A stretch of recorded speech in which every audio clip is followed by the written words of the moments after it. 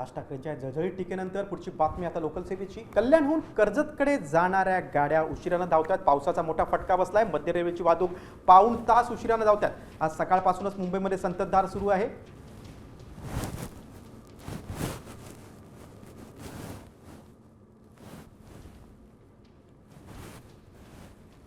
आपण अधिक माहिती देऊ आमचे प्रतिनिधी मयुरेश कडवे यांच्याकडनं।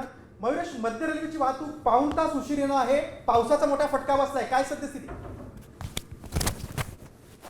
मध्य रेल्वेच्या वाहतुकीला या मुसळधार पावसाचा फटका बसलाय। आपण पाहतोय कालपासून पावसानं जोर धरलेला आहे आणि त्याचा फटका जो आहे तो मध्य रेल्वेच्या वाहतुकीला बसलेला आहे। मध्य रेल्वेच्या डाऊन मार्गावरची वाहतूक जी आहे ती 35 ते 40 मिनिटं उशिराने धावतीये।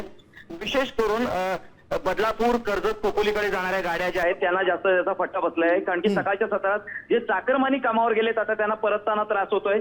सुदैवाची एक बाब म्हणजे अद्याप कुठल्याही प्रकारचा तांत्रिक बिघाड समोर आलेला नाही किंवा कुठे पाणी तुंबण्याच्या घटना समोर आलेल्या नाहीत। मात्र आता बदलापूर आणि अंबरनाथमध्ये पावसाने पुन्हा एकदा जोर पकडलेला आहे आणि पाऊस जर असाच पडत राहिला तर निश्चितच उद्यापर्यंत पुन्हा एकदा लोकल वाहतुकीवर एक मोठा परिणाम झाल्याचं जाणवेल। गिरीश, मयुरेश, तुम्ही सविस्तर माहिती दिलीत त्याबद्दल धन्यवाद।